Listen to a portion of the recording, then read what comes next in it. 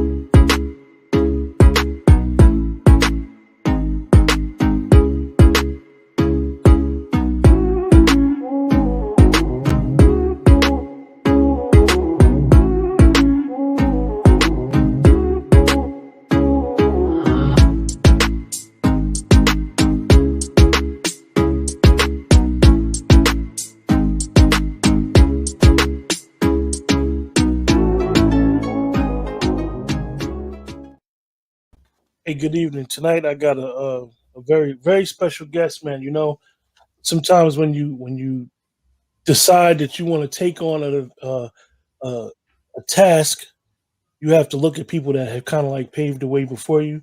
And this brother I got tonight has been doing YouTube for a while. I love his content. I love how he always just bring forth the information. Don't get caught up in the riffraff of YouTube beefs and all that other stuff. He may not consider himself a historian, but believe it or not, he's a historian. I would consider him a teacher and a good teacher and a good student all at the same time, because if you see him do shows by himself, it's just as good as him having a guest. So, Brother Ron, We All Be TV. You guys check his YouTube channel out at We All Be TV. I mean, awesome content.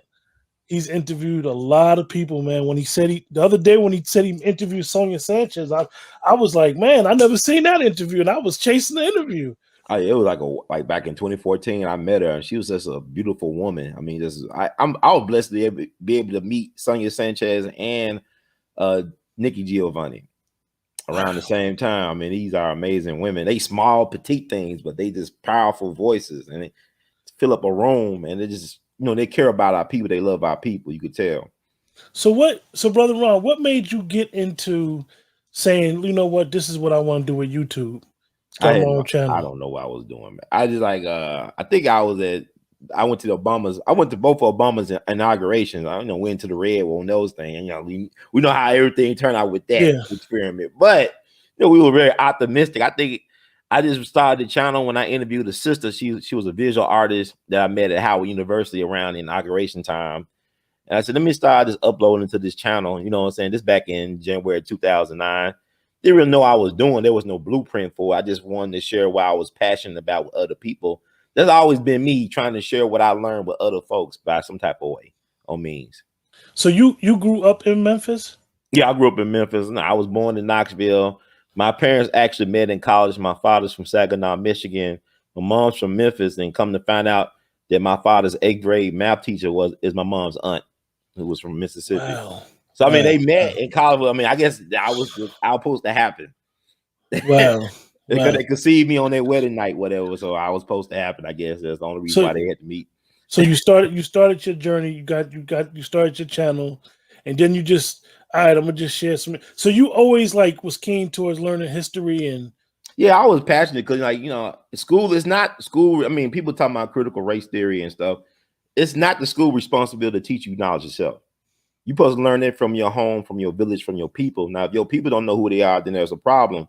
I was just blessed that my grandma had it. You know, I grew up before. I call myself part of the Oregon Trail generation. You know, I remember Oregon Trail playing it in school. We didn't really have internet. We had A.L.L. You know, dial up. I didn't know what the hell I was doing when the internet came out back in the 90s, man. I was just looking at pages. Didn't know I could click on things to get in.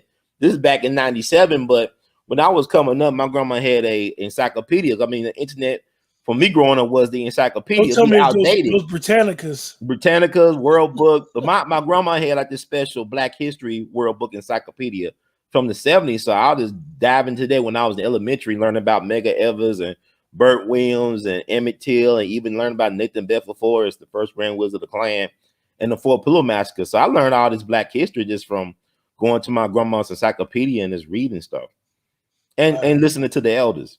So let me ask you, what when you started your channel, now you're giving up information and you're telling people all the people you done met. Then you get who was your first, as we would say, celebrity interview? That's a great question. Man. Who was my first? Because like celebrities, I mean, famous is all relative. I mean, whatever your circles are. I mean, you could be famous in this circle or arena and nobody know who the hell you are over here. That's a great question. I can tell you who got me started, who really inspired me to take it to the next level. I had saw Juan Williams speak as the keynote. I don't know if people know who Juan Williams is. I don't know. He's a hybrid between a conservative and liberal, depending on the issue. He do and some the channel. commentary with Fox News now. Yeah, but he used to be on NPR. So whatever the platform, he like a chameleon. He just changes. You know, with the wedding. And also, he wrote a couple of books about Black history, in particular the Civil Rights Movement history. So he was the keynote at the Black History program for corporate FedEx. FedEx was founded and is headquartered in Memphis. So I saw him as a keynote. This is back, I want to say back in February 2006. So I met him, took a picture, whatever. Then he gave me his number.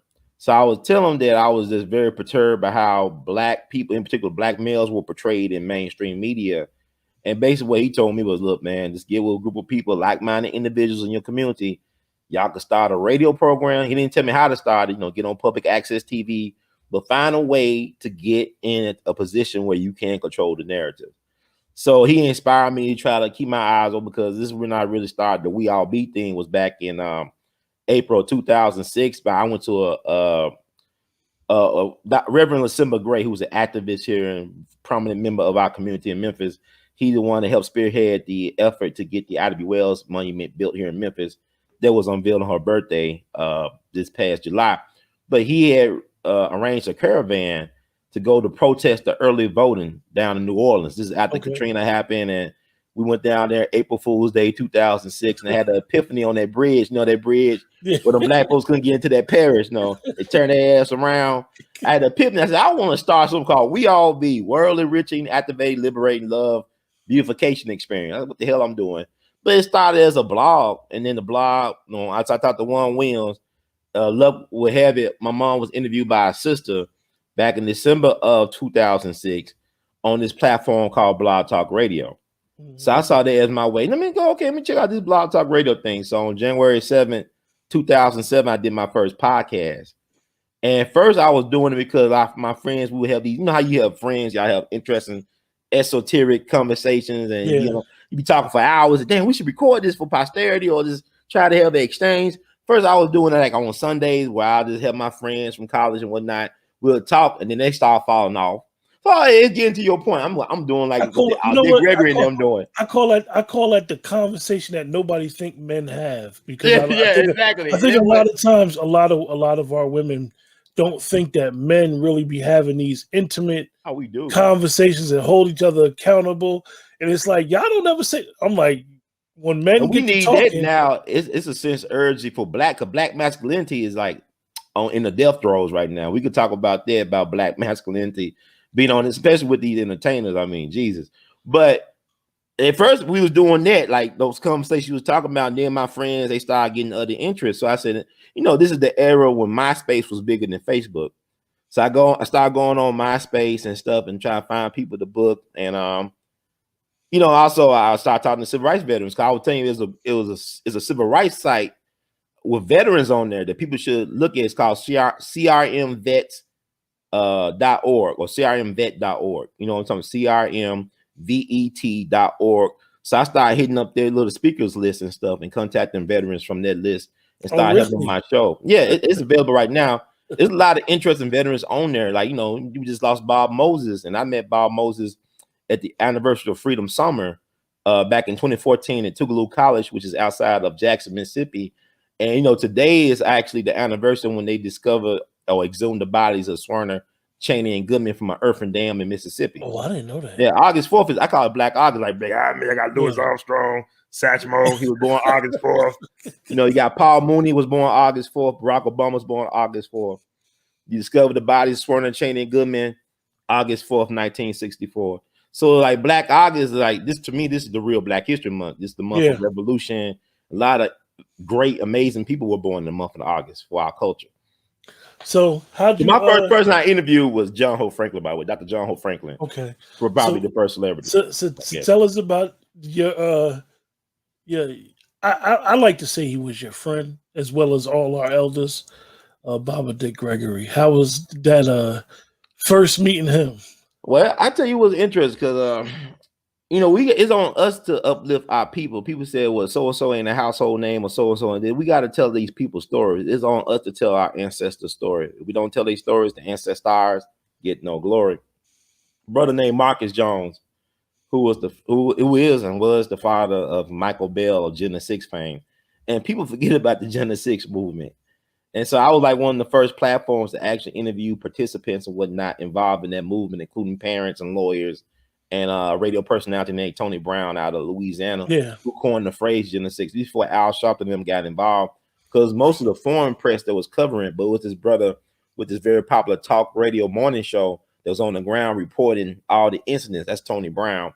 But Marcus Jones, we became friends. I respect that brother. He was a man because he was living in Dallas when his son got in trouble because Michael Bell was the only one who did any type of prison time out of the Gen 6.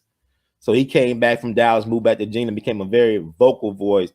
But they were trying to character assassinate brother Marcus Jones, and they were trying to use black women to undermine him.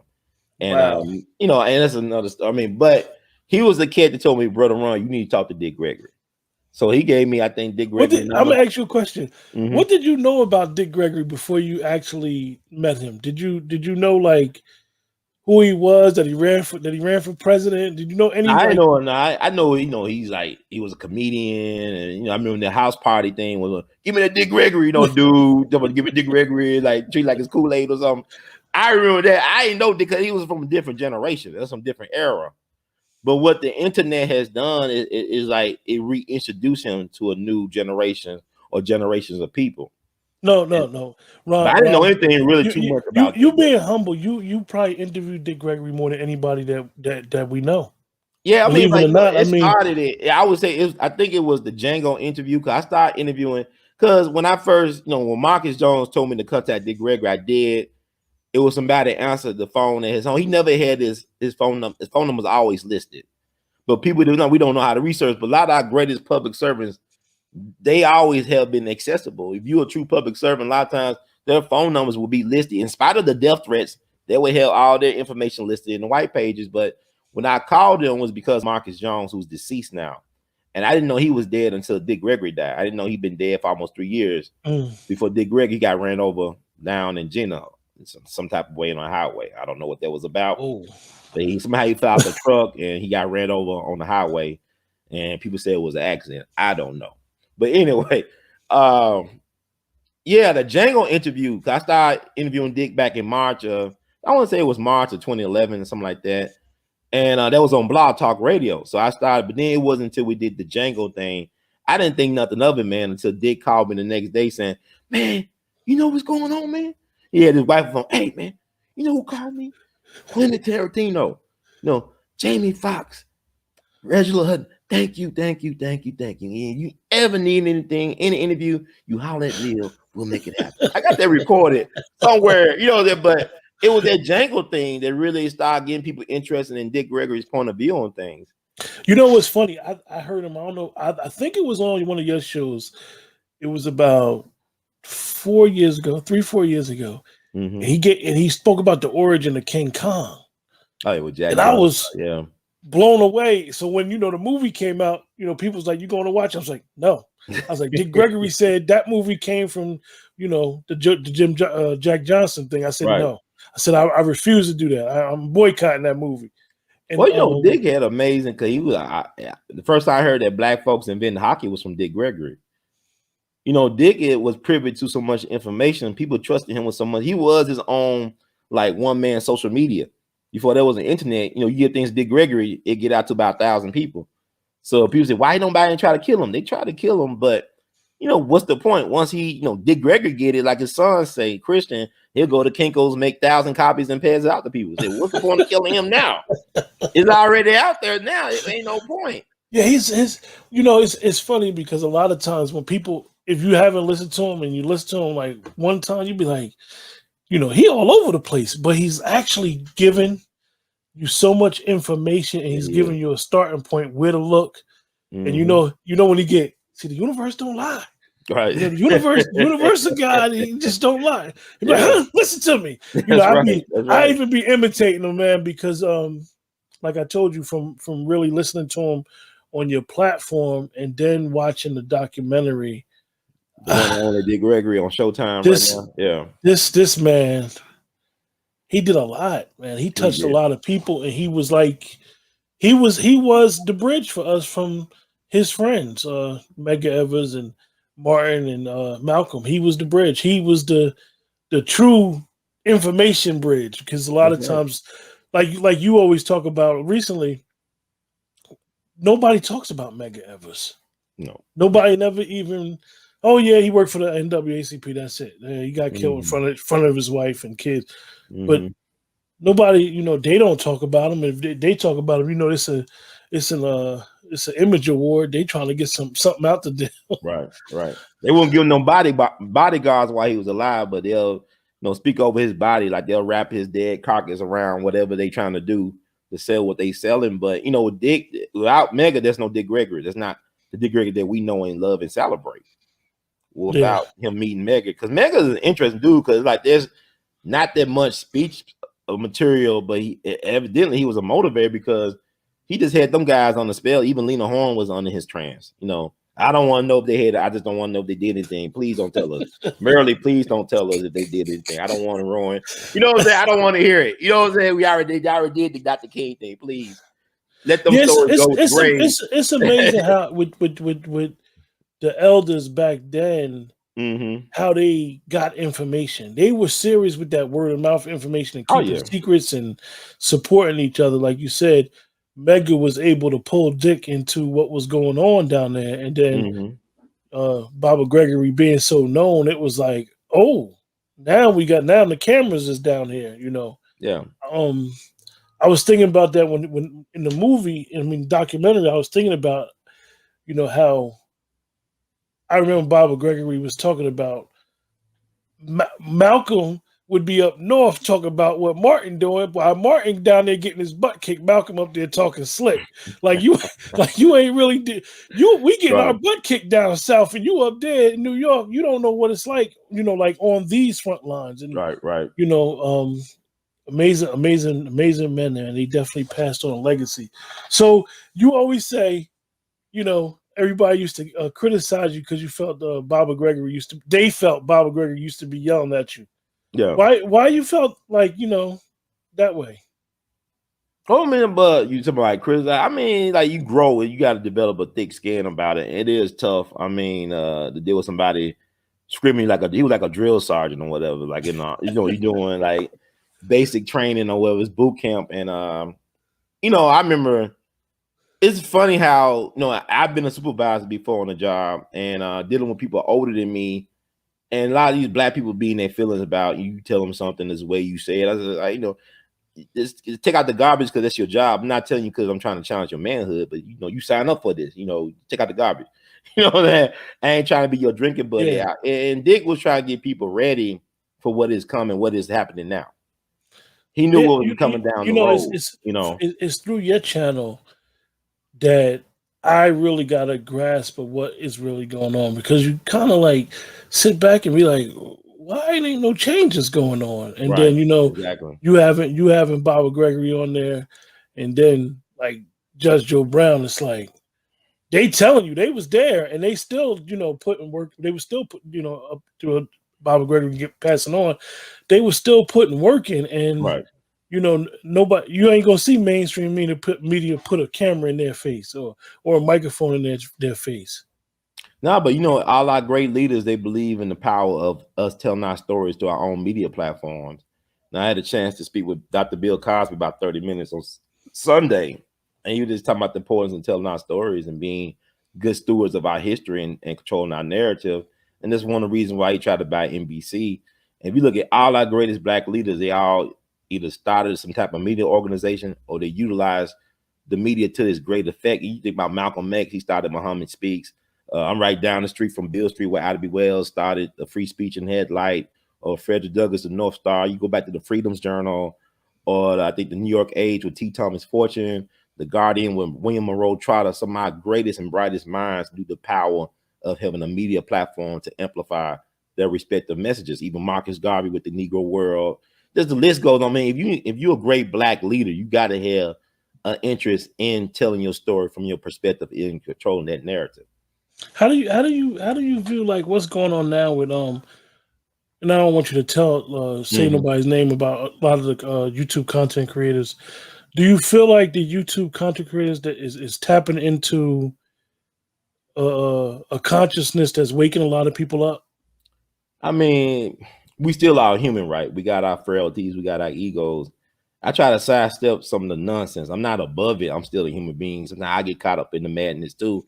But a lot of this stuff, the most important work and things that need to be done won't be broadcast or podcast. You know, we got to get out of going to snitch house or rat house or clubhouse, what you call it, and telling all the business, the people's business. It's time for us to. Still, one thing why Dick Gregory said he respected Mega, because he moved in the shadows. He wasn't a renowned figure while he was alive. So he was able to get a lot of things done because people were not paying attention to him. And he wasn't worried about it. He just wanted to be effective. And too many of us worry about people paying attention, getting likes, getting shares, retweets, and all that BS. And it don't make a difference at the end of the day if things ain't changing for the better or for our betterment, if we don't have the leverage to make things happen. I'm gonna ask you a question, Brother Ron. And I know that you had the opportunity to interview and speak with a lot of the elders. Mm-hmm. Do you think you could be a true activist for the people and be into politics and be a party and be part of a party? I think if you are a real activist of people, you owe it to the people not to be beholden to any type of party politic. You got to be like LeBron James, be a free agent, a mercenary. If you got to, I've been saying, because ain't no such thing. Loyalty has an expiration date, and if you loyal to a party or to an entity that always undermining or taking your people for granted, then you know better than the folks you say you trying to, vote for me, I set you free type of BS. Yeah. Voting is the least most important thing in politics. It's the ability to control and create policy. You look at police. Police are policy enforcers. So who create the policy for them to enforce? Who are the people behind? See, I had to get something done. And I had contact all the representatives from my state at the national level. I don't care if they was Republican, Independent, or Democrat. Mm-hmm. And somebody told me, "Why are you doing that? Don't you know they Republican?" I said, "I don't look. They taking taxpayer money for their salary. They supposed to represent my district. I'm going to contact them." And by me being more open-minded to utilizing all these folks for my ends, I was able to get something done. I mean, my thing is, why are Black people beholden to a party that actually founded the Klan, the Ku Klux Klan, that actually created Jim Crow laws and black codes and stuff? It's funny you said that, because I definitely agree with not being beholden to a party. And when you do bring them the information, oh no, that was before the Dixiecrats. No, and I'm looking at them like, dude, they didn't change. Like, right. I said, and the first thing most people say is the lesser of the two evil theory, or they say it's definitely with 45. Oh, it's better than the last guy. Yeah, whether it be Ted Bundy or Ed Buck, they both evil. You know what I'm saying? Gay black male prostitute versus dead white girls, dead white sorority girls. I mean, quantity. I mean, they both evil. They killing people for their pleasure. So do you think, like, I mean, it's something when you get access to the information, and then it does something to your spirit, and you pushing and advocating for the people, and it's like we keep going right back down the same trail. Yeah. I was reading an article in I think it was New York Times, and it was basically saying how it was questioning the Democratic Party and their allegiance to the Black vote, and it's like you even see like they don't care. They literally don't care. It's like the Democrats don't care, and the Republicans just always messing up. So they just I mean, but my thing is, why do people think that our people die for the right to vote? Voting is, whatever. Look, the most lynching victims were black business people. It wasn't about voting; it was about controlling your economics and getting a position for self-determination. That was the biggest threat, not voting.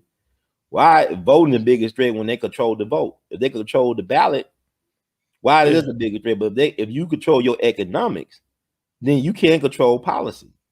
Because the people that got the most power ain't interested in voting, because the people that got real power don't need your vote to exercise said power. They coming, they gonna follow the money. Right. And then like you look at, I always tell people that when I talk to young people, I say when a president dies and they have the state funeral, look at the person standing next to the person that you know. The person you don't know in that room are the most powerful people in the room. They work in the shadows. They the king and queen makers. Don't worry about, Bill Clinton, but who's okay standing next to Bill Clinton you don't know. They the most powerful people in the room. Right about that. So I know you've been really telling people about the because I don't think a lot of people understand the history of Ida B. Wells in Memphis. No, they don't. I think a lot of people believe it's all Chicago, but her origin is your backyard. Holly Springs, Mississippi. Born in slavery, July 16th, 1862. Her father was a very accomplished carpenter and a strong, masculine, patriarchal black man. Her mom was a sassy mouth, but she was one of the famous cook of the South. She could curse out white people. I don't care, cracker. Here, take these grits and shrimp and eat them. Eat these grits. You gonna like them. We can't kill her because she cook all them damn shrimp and grits so good. So her mama was a famous cook in the South. She was well known for her cooking culinary abilities, and her father was a master, a carpenter or a mason, and very involved in community activity. And she came from that type of background. And she lost her parents when she was about 16. She ended up had to raise, I think, about her 5 brothers and sisters on her own to keep them from getting broken up and putting in foster homes and staying with relatives. So that tells a lot about who she is at that age. When I love about Ida B. Wells, you never catch her in a bunny. I don't think a lot of people know like how Memphis was like. I would say now so integral part of our history and our culture in this country. And basically, the base of a lot of the civil rights movements came from out of Memphis because it's like considered the middle of the country. Yeah, I mean it's a hub of the country. It's the distribution hub of the country. Like I talk about Louis Armstrong, I got a picture back there, right here. And that lady with him is supposed to be Lil Harder Armstrong, this woman from Memphis who made him a superstar, who saw his potential and upgraded him where he's now this renowned figure. Whereas he would have been a side note if he didn't get no woman like that from Memphis really believing in him. But Memphis is like birthplace of modern America. Like I said, Holiday Inn was founded here. FedEx was founded here. Tennessee Williams, arguably America's greatest playwright, did his first play in Memphis back in 1931. The great Richard Wright, one of the great American novelists of all time, grew up in North Memphis, from Mississippi himself. I talk about Louis Armstrong. Also, Charlie Parker's dad is from Memphis. So you got all this history here. Jimmy Lunsford. I always talk about Jimmy Lunsford. He started jazz studies, and the first person to do that anywhere. The audience probably don't, unless they watch just your channel, they wouldn't know how much of a musician you are. I'm all right, but my thing is, I play for myself first and foremost. But now I realize now that I come from a unique line of people. Like I said, I didn't know until like maybe in the last several years I was related to like Curtis Mayfield and Marvin Gaye and Sister Rosetta Tharpe and Big Miller. There's a couple of people, but what I like about all those people is that it was not about being just the greatest singer or the greatest guitarist. It's like they had something to say. And I have something to say, and I try to amplify it creatively by any means necessary. Yeah, I watched the show where Judge Joe said that Curtis owns some money. Well, Al Green, he said Al Green he said Al Green. Al Green owed me some money, but Judge, he's so much older than Al Green. They're about around the same age, man. Judge has got an old soul, I guess. Well, yeah, it's funny to see that Judges made itself available for a lot of us content creators. You should have him on your show, man. And it's gonna happen soon. And you just ask one question and it'll be 3 hours later. No, you even with that, you were like the guy that outside of Valerie with the show that he does on Fridays. Mm-hmm. You were like the first person I seen had Judge on. Yeah, it's And like you right know, after they counseled him and he started coming on because I met Judge actually when he was running for DA back in 2014, and he actually was the first black prosecutor in Memphis and Shelby County history. So he's a history maker and a trailblazer, but he was trying to run and they canceled his show. And I just started putting him on, and people were surprised. They thought he was a TV judge. Nah, this guy is a real judge, prosecutor, defense attorney, public defender. He knows the law. So, oh, like you ain't gonna get that Cosby thing. How they did Cosby, you ain't gonna do judge like that. his He know the law, I man. tell He you, knows man, the law. when he started talking that law and history, Yeah, he knows I'd be his stuff. like, man, this guy's memory is serious. I mean, the information that he got in between his ears is incredible. And there's a life he led. He got like Dick Gregory and Judge. They live these amazing lives. That's kind of hard to believe, actually. Yeah, They got the receipts. He was talking about his partner one time, and he was like, "Yeah, one of the guys in the class was Tukey Williams." I'm like, Judge know everybody, man. Yeah, I mean, the judge a little bit from everywhere. He was born in D.C., folks from Tennessee. He was born in South L.A., but he sounded he from the South, right? Yeah, South Louisiana or something. Not South L.A., but he got that act. He's just like he's a character, man. He's like Teddy Roosevelt, Yosemite Sam, and Bass Reeves all into one. I don't know. it's funny that you're right. Judge was the first person that said how Dr. Cosby was railroaded. Yeah. I don't think people really understand like a deposition is private, and they use something private. I mean, to charge him in a criminal case. That's like even unheard of that they would even do something like that. And the reason why he did it because he did not supposed to face any future criminal charges at all. So he told the truth. He didn't lie. He didn't say he drugged women. He said he had a drug for women to have partake disco biscuits or whatever to partake in. He didn't put no quaalude in nobody drink. People the lie travel faster than the truth, right? People rather believe a bold face. They rather believe a pretty lie than to accept the ugly truth. Yeah, it's crazy because it's like, I don't know what Dr. Cosby got in store, but it's like, you guys did this hoping he was gonna die in jail. Yeah, that was their plan. Because there's no reason why you would ever charge somebody for something that was sealed. Like, and even the press saying what was going on, it was like a big. And I live in Pennsylvania, so I kind of know how they play. Pennsylvania is really Alabama, Mississippi. They the place whatever the reputation Mississippi, Alabama have, Pennsylvania has earned it. Pennsylvania has always been that place as far as I'm concerned. Yeah. You start messing with the court system in Pennsylvania. Oh yeah, they railroad movement. Abu Jamal, John Africa. John Africa was known for representing himself in court. He used to get himself off in court. And Movement Abu Jamal wanted him to represent him at one point before he got killed. That's how brilliant of a mind he was. They won't even get Mumia proper health care right now. I trying to kill him too. I mean, he don't supposed to be in there, but what you gonna do about it? I mean, our people. I remember that night when they executed Troy Davis down in Georgia. A lot of people could sing "When We Shall Overcome," and the cops going and doing donuts, siren, woo-hoo-hoo! And this dude, it was reasonable doubt the dude that snitched on him probably killed the cop.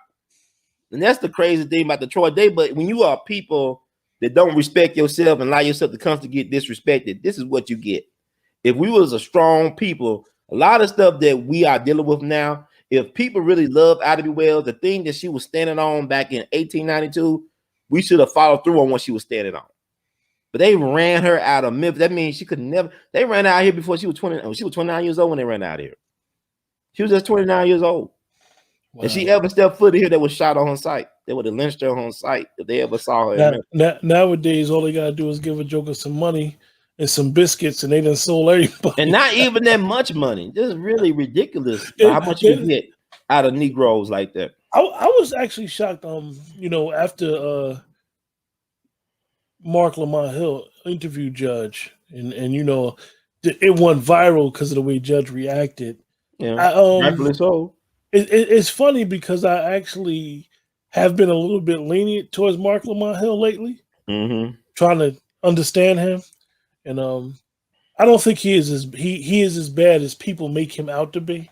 I think he just has he don't be having all the information, which is okay. But you also, know, you know, if you're a public intellectual, like I used to have some respect for Dr. Hill several years ago. But when he did what he said about Dr. Frances Cress Welsing, you're gonna wait till she dead to say the stuff you're gonna say. That's how you really feel. And then you put your neck out for Palestine and not for, you know, Philadelphia. Black folks been catching hell in Philadelphia. They just now put up a statue of a black person in Philadelphia, Octavius Cotto, about several years ago. I had a friend I went to college with. She was involved in a project to bring more awareness to the legacy of Octavius Cotto, who should be better known. But I mean, you got, you know, Rocky got a statue before a Smokey Joe Frazier, who was a real person. You know what I'm saying? You go, yeah, hey, he said about Dr. Franz Welser, he said that he wished he wouldn't have did it, and his criticism he even told her. I mean, even if you did criticize us elder with something they did to their face, you don't wait till they die to talk about it. You keep that between. But also with Dr. Wilson, he catch, man, you know, they talking about, well, we love her. I said, well, y'all, they were building that Jewish school settlement home. They were giving, they drove, they made her house, they made her home into a house. She didn't have no peace of mind for the last several years of her life. And all these so-called ride and die people, I didn't know all about that until after she passed away. Her issue with the school, encroaching on her property, and that's another thing. These people, the elders work for us, for the people, and it's like most of them are dying broke. Definitely the ones that's not selling out. They dying broke, and then you know made all this money, and then you quoting these people, and then you don't even do nothing. I mean, to love our people, you gotta. If you serve our people, you gotta love them.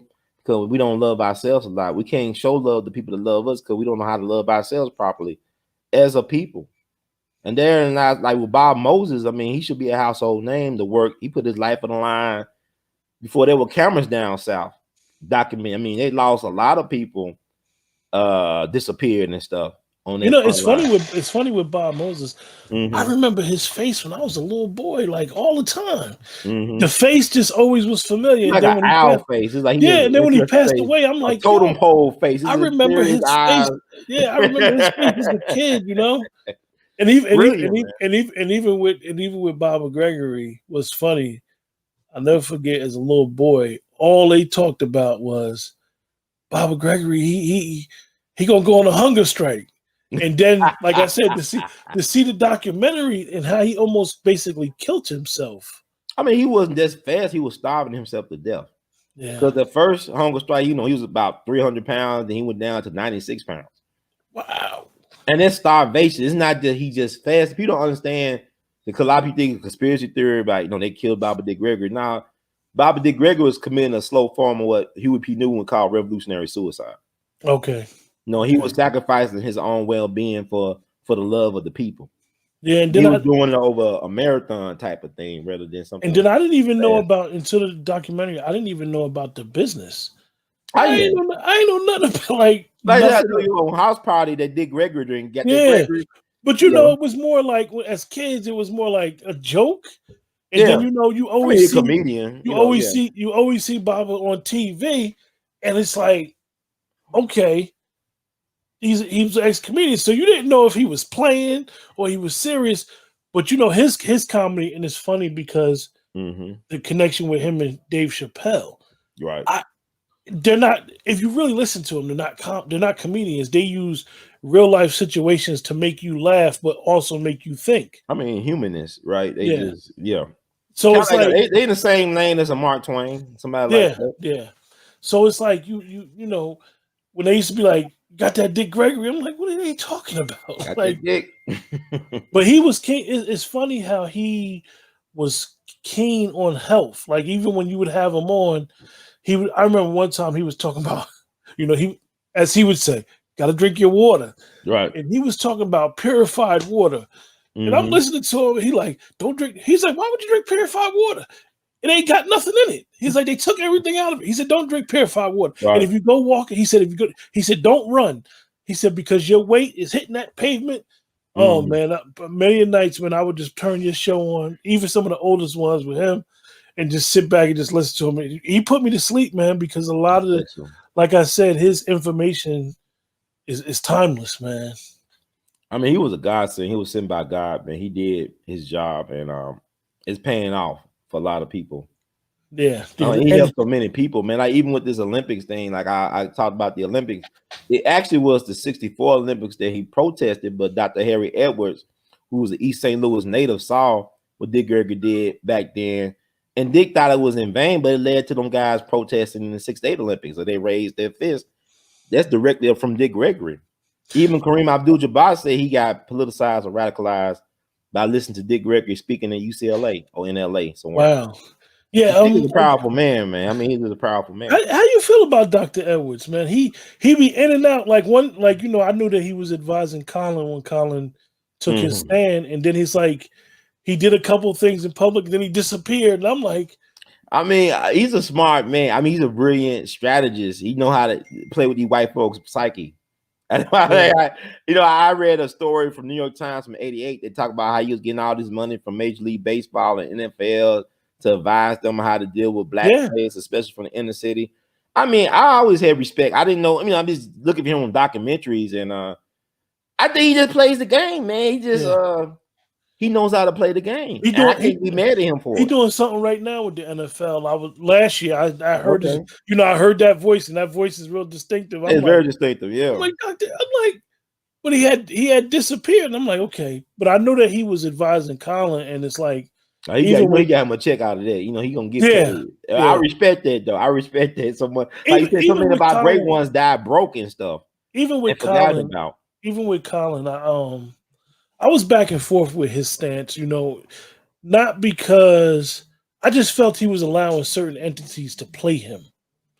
I wasn't impressed. I need my heroes to be vocal. He's not impressed. And that's another thing. I mean, even in that, if he would have just said something one time or what he wants to do, like, do you really want to play football or don't you want to play football? And then you got all these people fighting for you, and then it was a lot of miss. Well, he always had Nike in his corner backing him, so he had the golden parachute. So I mean, Colin, he got mad at them because he got benched that time. That's why he was, kneeling or whatever to bring attention to himself. I don't know per se, but my thing is that these guys fail because there'll never be another Muhammad Ali. And he sacrificed everything. He sacrificed his belt and money. And even with that, the Green Beret guy, the white guy that was helping Colin and told him don't sit, kneel, he got an organization. And his organization prospered big time, money wise. All this about money. All the money. Yeah, and it's like, Colin, what is you doing? Like, is you serious? Ain't you serious? Then he tried to get through the thing down in Atlanta, showed up in all black with the Quinten. No, it's a game. It's sour. I mean, that's why he ain't serious. He wasn't trying to come back. Cause he had opportunity. We could have came back. I believe they were trying to give him opportunity. He just wanted to make a show. And he already got paid. Like, he got paid from Nike. Yeah. You know what I'm saying? So just do it, I guess, or don't do it, and you still get paid. And that was another thing.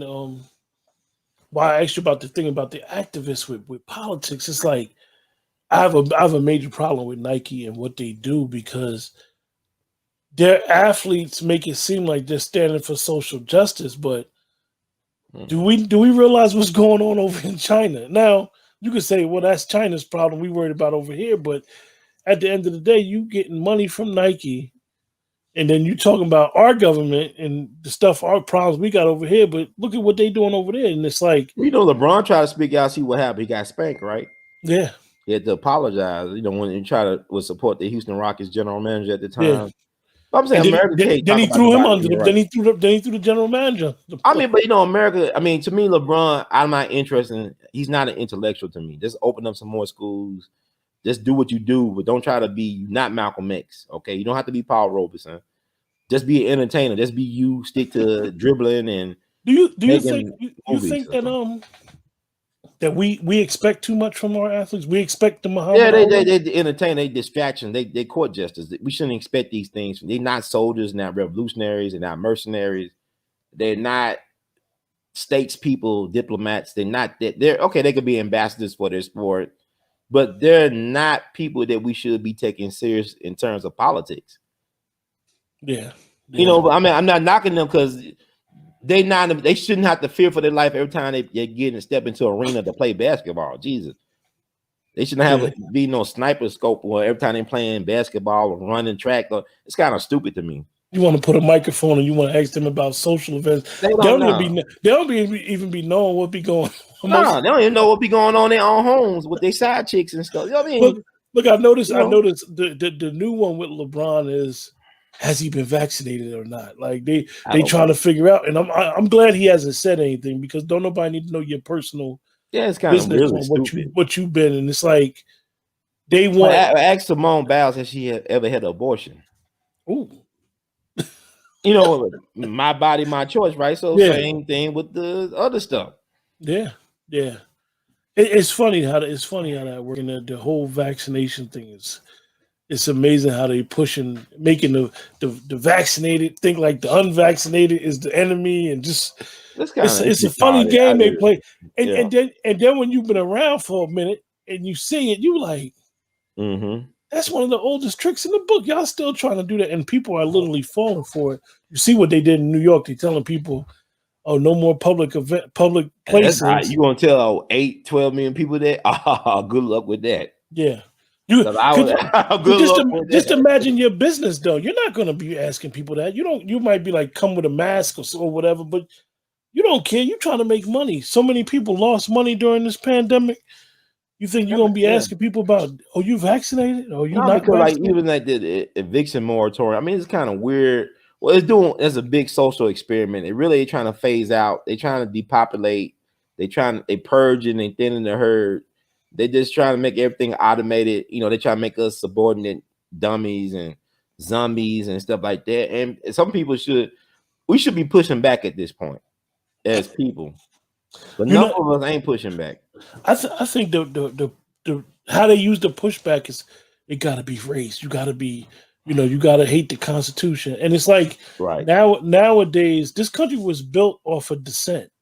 And now people don't even want you to disagree with them. I mean, the media. I mean, it's interesting, man. Because like one thing I like about it though is that it reveals who people really are to you. And you reveal yourself to you, like you really understand who you can if you want to, if you can't accept those hard truths, like how people are. Because I don't get upset by people's political views. I had my childhood pastor who baptized me unfriend me because I was a Trump supporter, and he said all Trump supporters are stupid. But I went to congratulate him on produce. He used to be a DJ back in the day, so he used to produce like these pioneering gospel groups back in the 70s, and they did an NPR spot on him last year where he, had an album when they found in this old rundown house in Mississippi on his way getting lost forever, and they preserved it and remastered it. So I was like, damn, I'm not even his friend no more. What the hell happened? I still tagged him anyway. I said, oh, he said this about people that's stupid that support Trump. Oh, okay. That's why we ain't friends. Wow. But you baptized me. You supposed to be a wise counselor. Okay. Wow. Kind of so he felt as though that you voting for your best interest. It was a problem, and you wasn't following the. Yeah, but I was doing it in our best interest, though. Cause I don't think Trump is the monster that these folks. I mean, rappers. He's blacker than Obama to me. I mean, he's from Queens, like 50 Cent and Run DMC and LL Cool J and Nicki Minaj. I mean, he got about 400 rap songs mentioning Trump and talking about Trump, and Trump is braggadocious and all that, and big ego, and he got swagger, and he swing his and knocking skyscrapers over with his balls. So I mean, like that's to me, that's a black man I want to be. That's the same type of arrogance that the rappers speak, right? Right. They mad him, but I mean, they taking selfies, or like you look at the 80s, all these black celebrities, black folks, they worship Trump. We worship celebrity. We worship wealth. We worship at those altars, and now. Because the media say he's a bad boy. Now y'all want, like Bill Cosby, he's America's dad. Now he's America's rapist. You people are crazy. I thought that was crazy. He took his show off. They ain't putting his show back on, though. They ain't trying to do that. Well, it's like you look at Rihanna, just became allegedly, I don't trust for a billionaire. Yeah, she became a billionaire, but she can't go out of space. You try to go out of one trip out of space, you'd be broke. You know what I'm saying? So that really ain't impressive. Being a billionaire is like being a thousandaire now. It's not that impressive. You can't go out of space one time and keep your billion. So they'll let Rihanna and Jay-Z be billionaires, but they don't want Bill Cosby to be a billionaire. Why do you think that is that they love telling us about? They actually, and the celebrities fall for it. They actually put the celebrities in our face, like you said, Rihanna just became a billionaire. Like what does that mean? I mean, Trump's a billionaire too. Good for her if she became a billionaire. Like what does that mean? They don't do nothing for black people because black folks, you still got rent due. Yeah. And the 5th is coming up. And they say they're gonna extend this month. I don't know. Yeah, they playing games with people's lives, man. What do you think about the I see that Nina Turner had lost. I was kind of surprised. I thought she was going to win and at least become Nina Turner. What event she was running for congresswoman. Okay, out of Cleveland, in Ohio. I thought she was going to win though. I'm just tired of black women running for Congress. They have not died. You can't name me one great black woman mayor in history. You can't name one.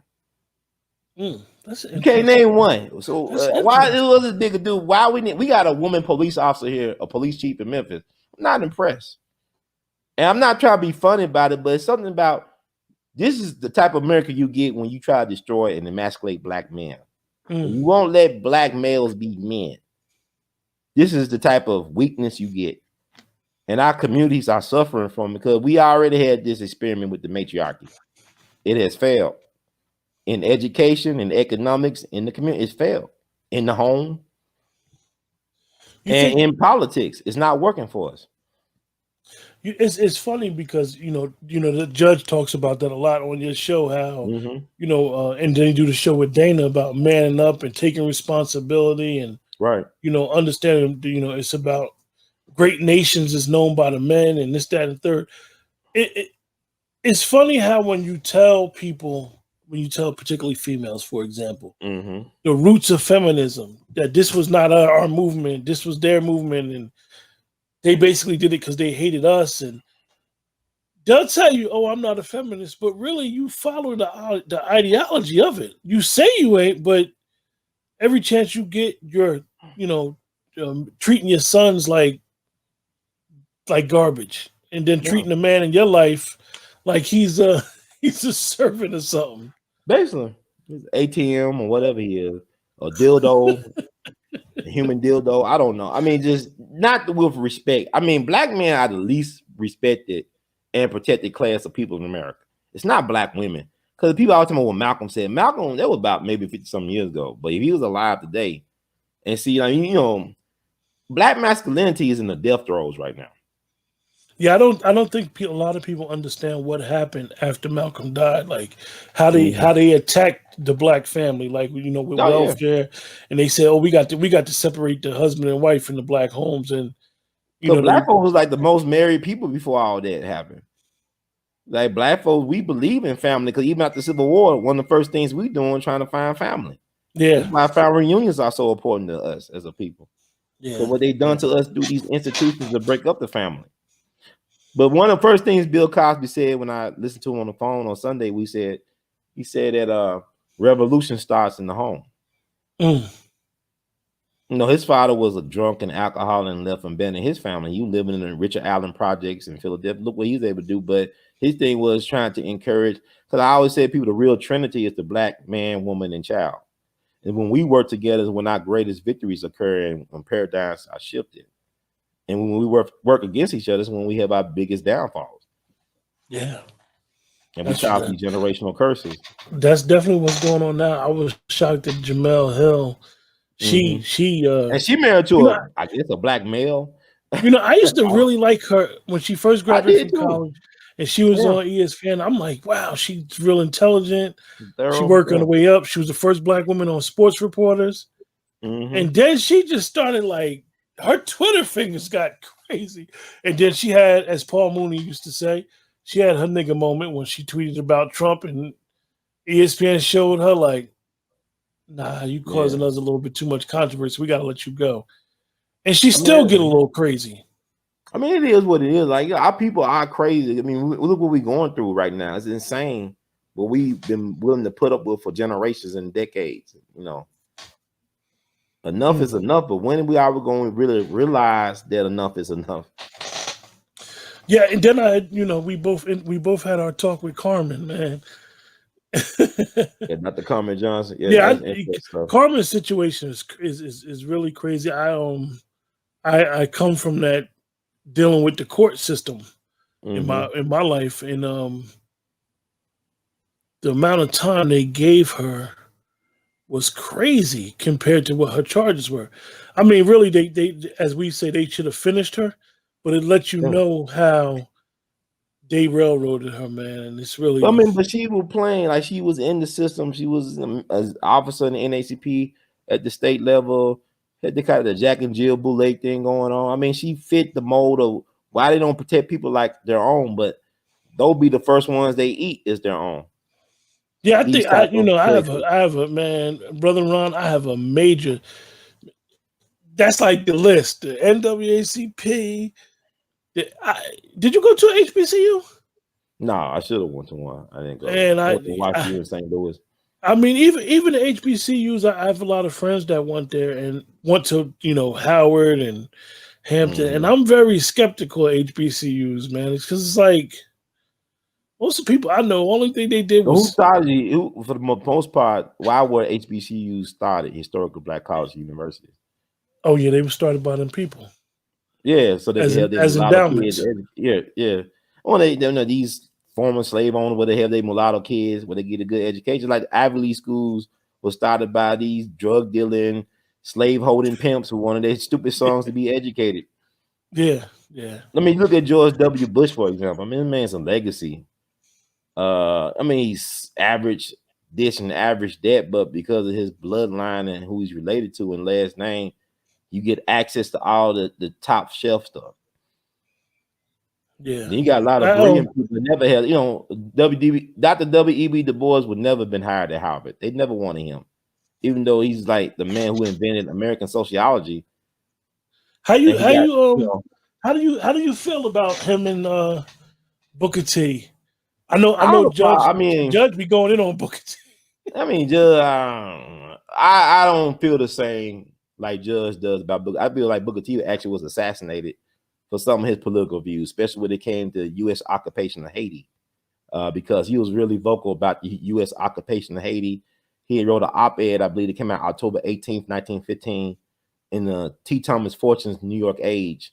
It was very critical of U.S. occupation of Haiti, of a proud people. Then a few weeks later, he's dead.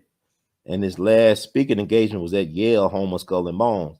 And you look at the people that control, his purse strings, like, Rosenwald School. He was in the Rosenwald and Rockefeller. I think he went to Rockefeller Hospital, and they treated him because nobody really knows how he died. But the elders, the olders, they say he was poisoned by a Haitian. Wow. And some people in his circle died crazy deaths. And then the guy who took over for him was Robert Moulton, U.S. Army intelligence spy who helped spearhead Tuskegee experiment, Eunice Rivers, before he retired from Tuskegee. Yeah, I always thought that was interesting when I was read and be like, how they, W.B. Du Bois and him didn't get along, and I'm like, they both saying the same thing. Like, I mean, his ego, man. Cause like even Garvey, Garvey was pen pals with Booker T. Washington, and he actually did want to work with the NACP when he got here, but he saw the arrogance of Du Bois and stuff like that. And people say, "Oh, we should be above like Umar versus Tariq or whatever." They'll call each other names back then. You even had William Monroe Trotter, somebody I like, go against Booker T. Washington and all that stuff. Oh yeah, W.D. Bois said some. Some of the stuff he said about Garvey was like, man, he was going for the juggler. I mean, it's like a versus Du Bois versus Garvey. I mean, I like to see that versus. We got holograms and people do all that weird stuff. They bring it, make it happen. Yeah, that's the versus we want to see. Yeah, I want to see that. That's the Hotep versus. Yeah, that's interesting. So Dr. Rashidi has moved on. That was a big blow. I mean, like, I respected him because his legacy, his name preceded him, and people. I mean, big up to him for doing the work he was doing, traveling around the world, not only for himself, but for his people. And leaving there, I mean, Dr. Ivan Van Sertima, all them guys, man. Yeah, it's funny because when I was living in Jersey, they would always be in Jersey, a lot of these guys, and I'm like, yeah, I was younger, and I'm like, man, I ain't going to see them people, man. I mean, well, why? They not, it's not man. on you. Because Leonard Jeffries, he's always in Jersey. He's still around. Leonard Jeffries, I ain't going to see that, man. Yeah. And then when you get older, you be like, yo, he was right there, man. Like I could have just spent a little time and just. That's how I feel when I was going to college, and I could have saw Chuck Berry. And I was performing at Blueberry Hill in University City. I said, Chuck Berry. I mean, I could have had a chance. I could have saw him one night. You know what I'm saying? He was right there. But it's how it be, though. I mean, you just don't know. You just don't know. So what you got on the horizon? That's a good question. There's a lot of stuff I'm trying to get done. I'm going out to Charleston to pay my respects to my great uncle. They having a funeral this weekend, so I got to drive 10 hours tomorrow. I guess I don't know. We'll see how God help that work out. But I don't know. There's a lot of stuff, man. A lot of projects I want to do, like a Jimmy Lunsford stuff. We doing the festival this year in October. Hopefully, I don't know what's going to happen because kind of everything on edge right now. But we're in the process. We want to honor blues great Bobby Rush this year. And I'm looking forward to next year, which will be like the 120th celebration of the 120th anniversary of Jimmy Lunsford's birth. So I got some great things in line. I don't know. I just want to have time to do these things. Yeah. I drove down to Georgia a couple months ago, and I was coming through, and where I live in Pennsylvania, I didn't have to go through Delaware. Yeah. So I went through Maryland, the way I went down Pennsylvania, went south. I went past Gettysburg, and I'm looking.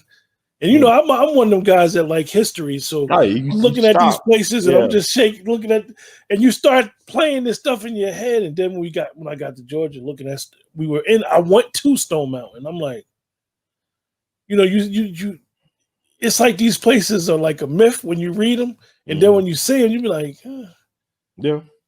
It's kind of small, like I thought I was bigger than this. Like what I thought it was gonna be. It's kind of a lot of places like that, but I mean, it's good that you are aware of that type of stuff, though.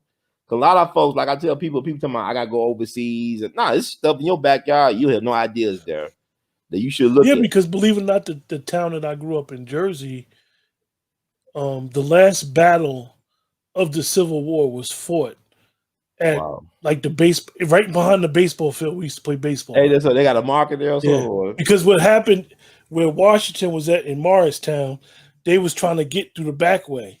So it's a historian there that I was on the phone with him one day. He said, when you used to play baseball there before they knocked the park down, when they was trying to get up there to Washington, you start visualizing what's going on. Yeah. Let me ask you, because I've been thinking about a figure.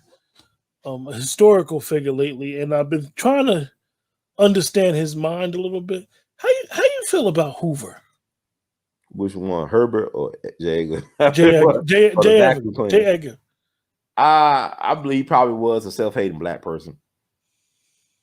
I mean, it sounds like he was. I know his sister wrote a book, and I think they did a documentary about 20-some years ago about she was a Hoover from Macomb, Mississippi. And she said that Hoover one time threatened the black side of his family to ever expose his true racial identity. He would kill them all. So I believe Hoover was a self-hating black man.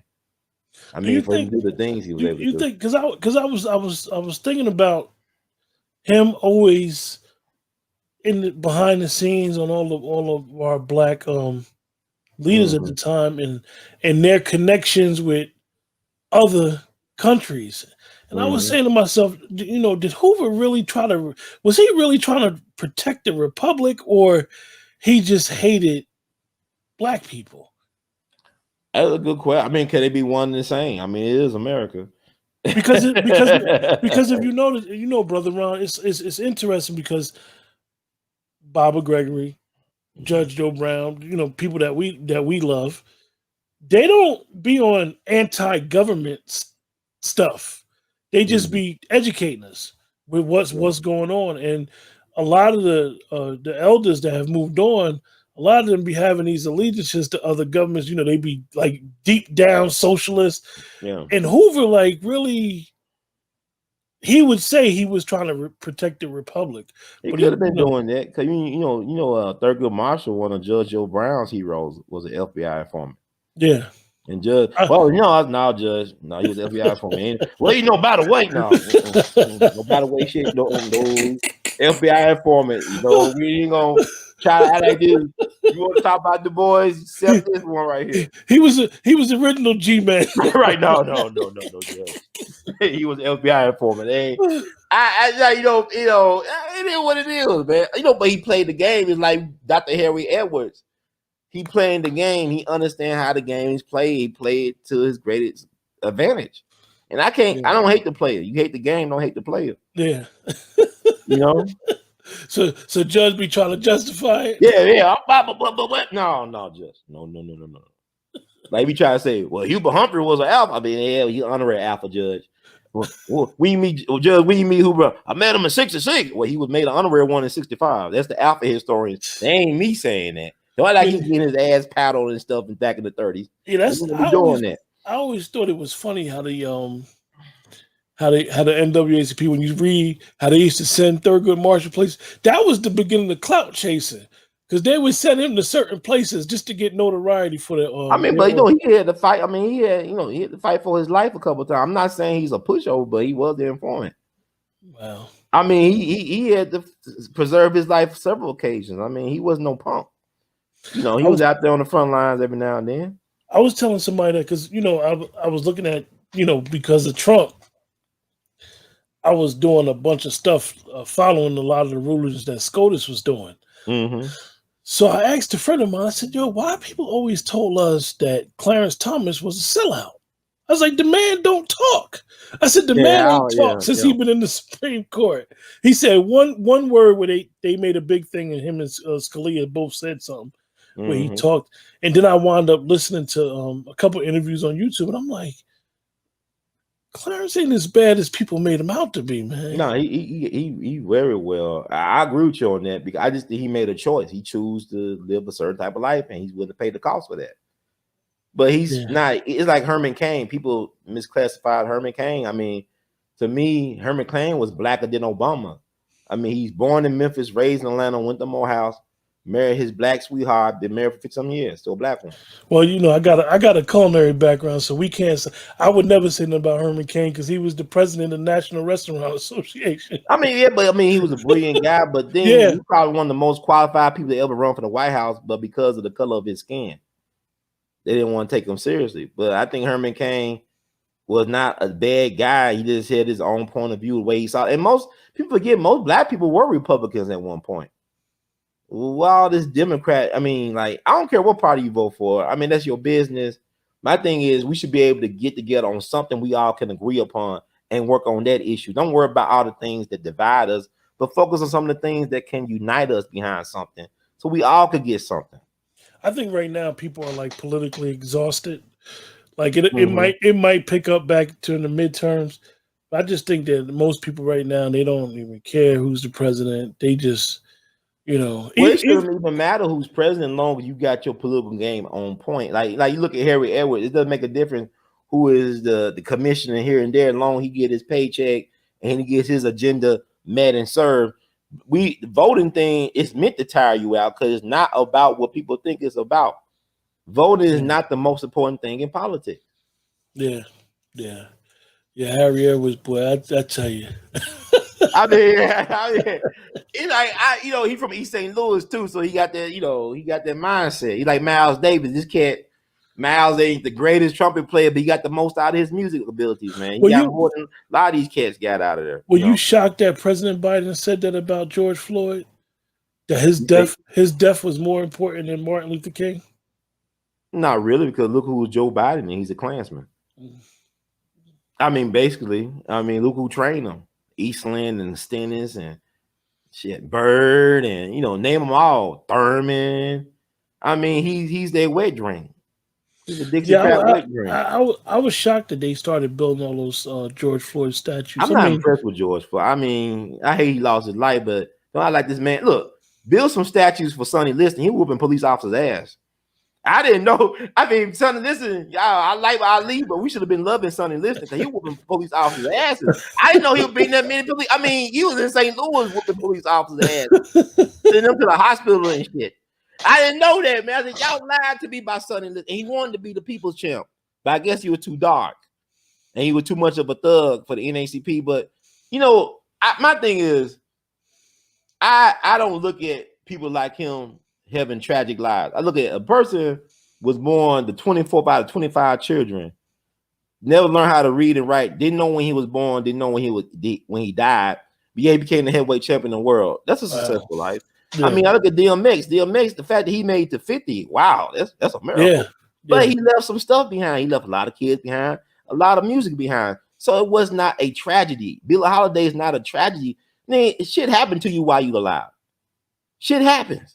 But at the end of the day, if you leave some stuff behind that people can benefit from, your life was not a tragedy. I don't care when you die. To me, Tupac's life wasn't a tragedy. I know. I know did what he did. I know you. A couple of times you had talked about what they did to Joe Louis, and I think a lot of people don't know. Like, it was horrible. I mean, they just started. He was a patriot, man. I mean, he gave $1 million to the government, and they used the IRS to destroy him. Man, we're giving free boxing exhibition for Uncle Sam. This dude got Jackie Robinson to officer school on his recommendation. Joe Louis was a patriot, and they destroyed this man.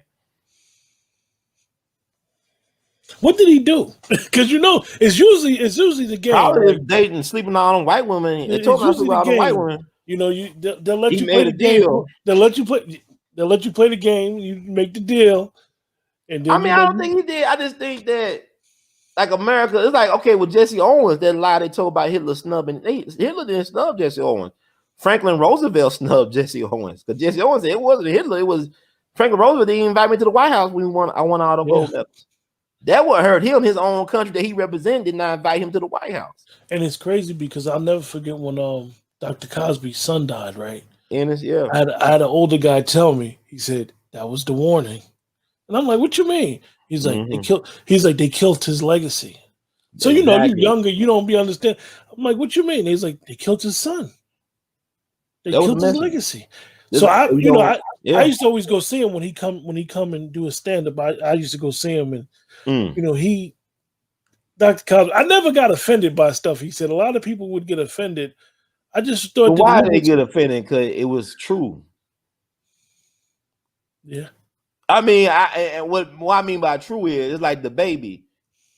They got offended because what he said was true. I didn't say it necessarily was accurate. I said it was true because it hits you in a very vulnerable spot. So when that hits you, the truth has no friends.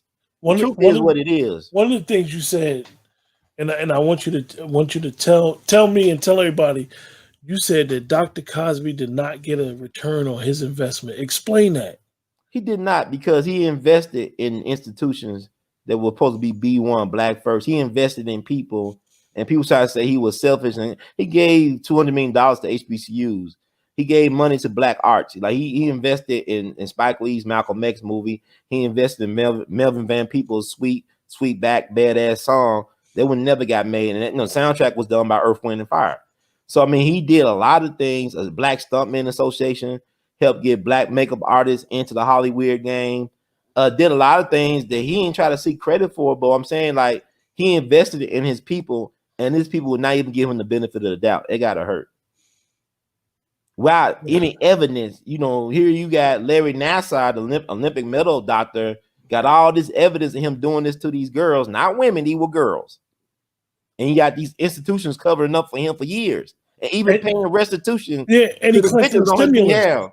And he just got a stimulus check. Right, and got a stimulus check and probably got that money to pay for protection from getting his ass knocked up in jail. You know what I'm saying? That's why he got that money in his book to pay for protection from. He'll be there forever. I'm saying, but Dr. Cosby is not given the same benefit of the doubt.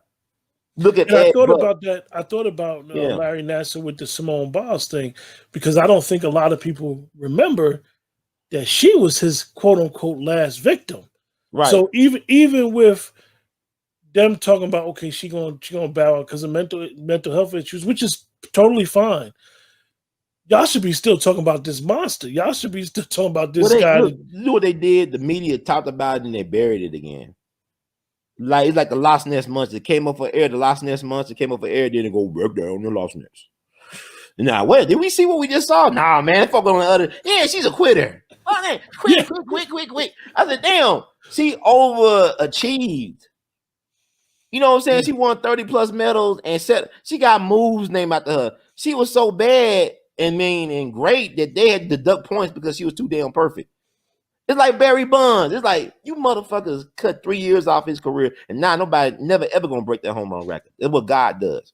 Nobody gonna never ever come close to breaking that shit. Because Barry Bonds, she had over 800 home runs, over 3,000 hits, and over 2,000 RBIs.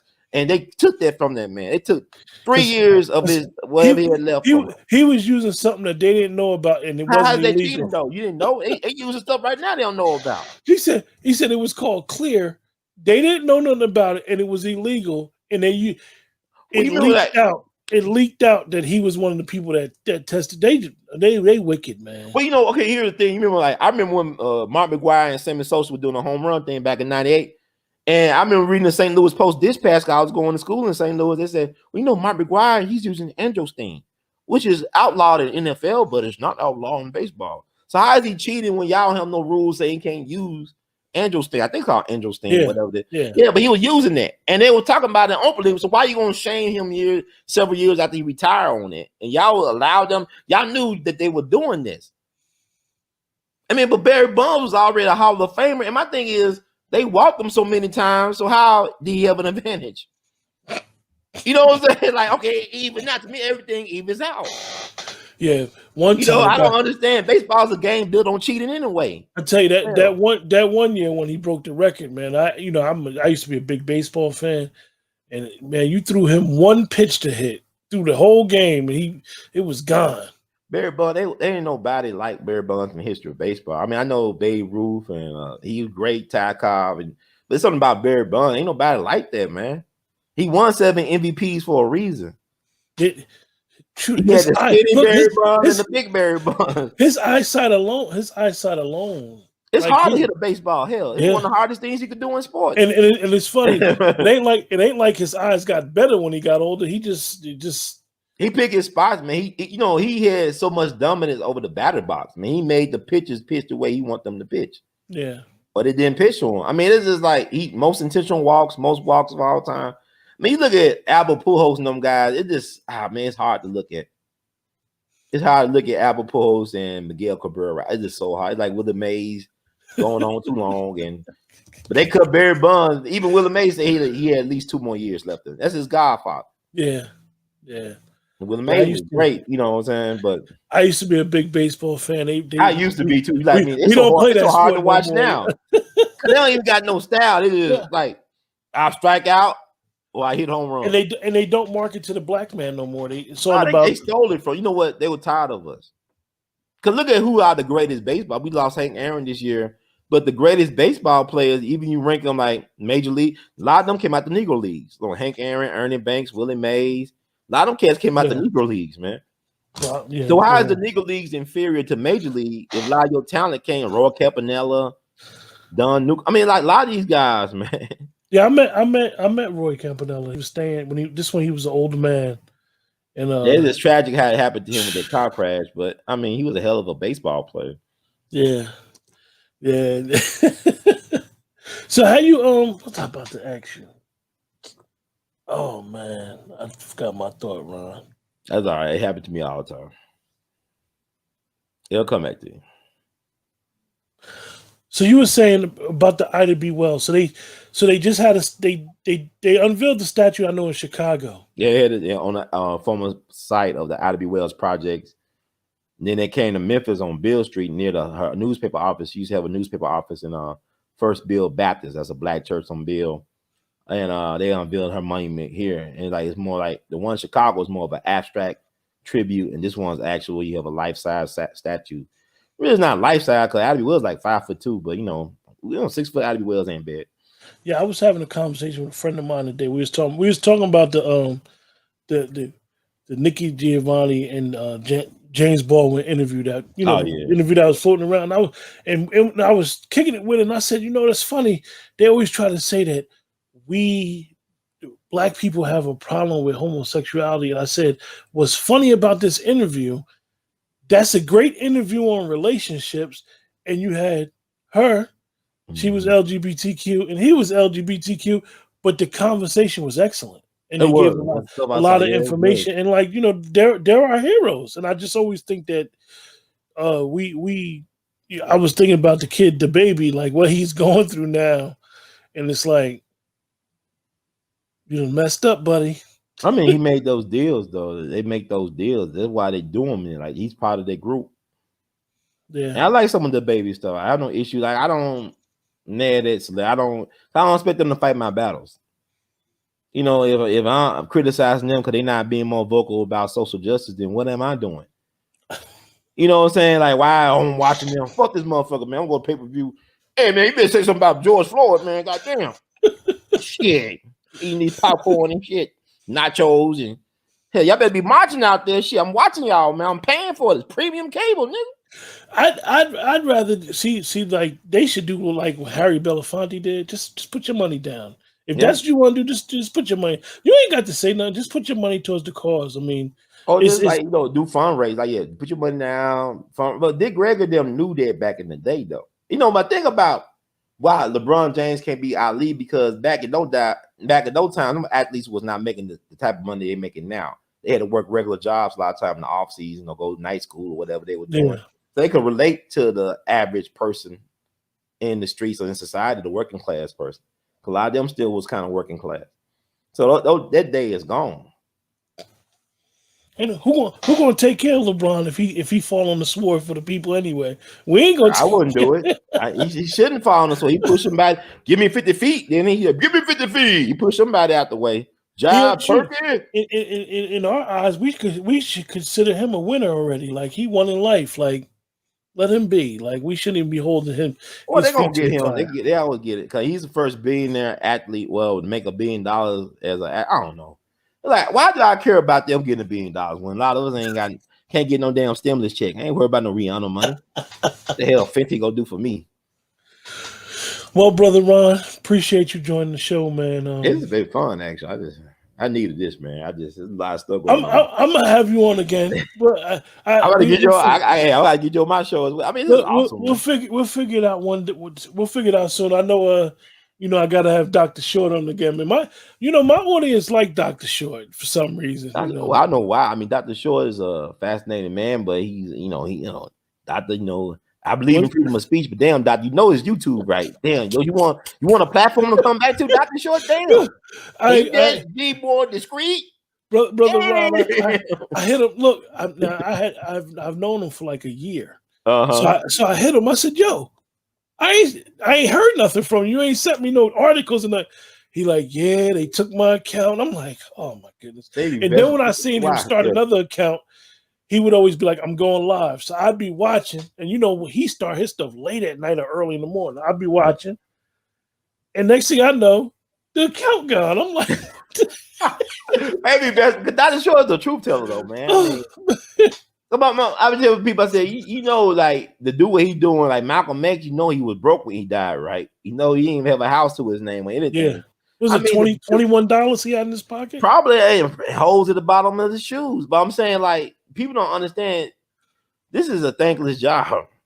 This is not a job. If you have kids, I would not tell your kids to go into like trying to tell the truth and trying to say it's like you talk about James Baldwin, right? James Baldwin, they allow him to live to be an older man, but his friends get killed before they're 40. Masculine black men like Malcolm and Medgar and Dr. King. But it's like that Good Times thing where you got the father James. If he say the stuff that Michael say, the cute little light-skinned boy, he's trying to burn down Detroit and Chicago and Newark. Because Michael said, look at this Negro. It's kind of cute, isn't it? Look at him, not a threat.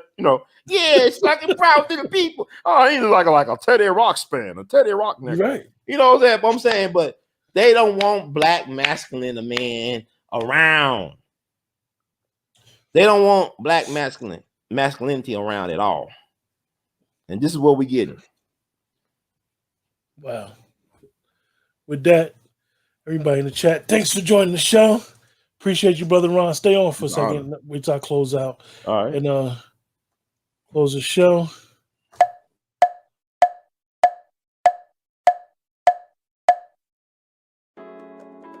Thank you for listening. We hope you enjoyed today's show. Please continue to join us here for conversations on hot topics, interviews with special guests, and our featured programs such as the Poetry Corner, where you can hear dope poets from around the country creating that poet cafe vibe, and Crown Rules, our virtual book club on love, intimacy, and healthy relationships. Let's talk. We are everywhere you want to be. Follow us on YouTube at Let's Talk, Facebook at Let's Talk, and on Instagram at Let's Talk 1931. Have a suggestion?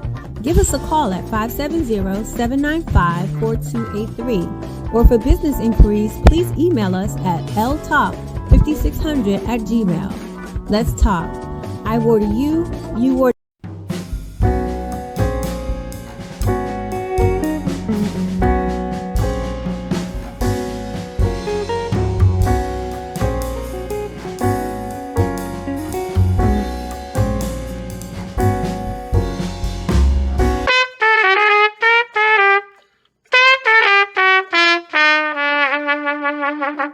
Hey, everybody, this is Brother Ron. I am asking you all to do me a big favor. Think about supporting the We All Be movement. Your donation is tax deductible. The We All Be Group Incorporated is a recognized 501c3. And I'm just asking you all because I want to keep on bringing y'all quality work through the way that I know how to do best. And I'm going to sing my praises and toot my horn. A lot of y'all were not hip to Dick Gregory until Brother Ron brought him on the We All Be platform, until that jingle review we did. Y'all seen another side of Judge Joe Brown, and Judge Joe Brown's message has been amplified. But it was We All Be that brought Judge Joe Brown to y'all back in 2014. And so many others. And we covered so many things. So help us out so we can help you all. Peace.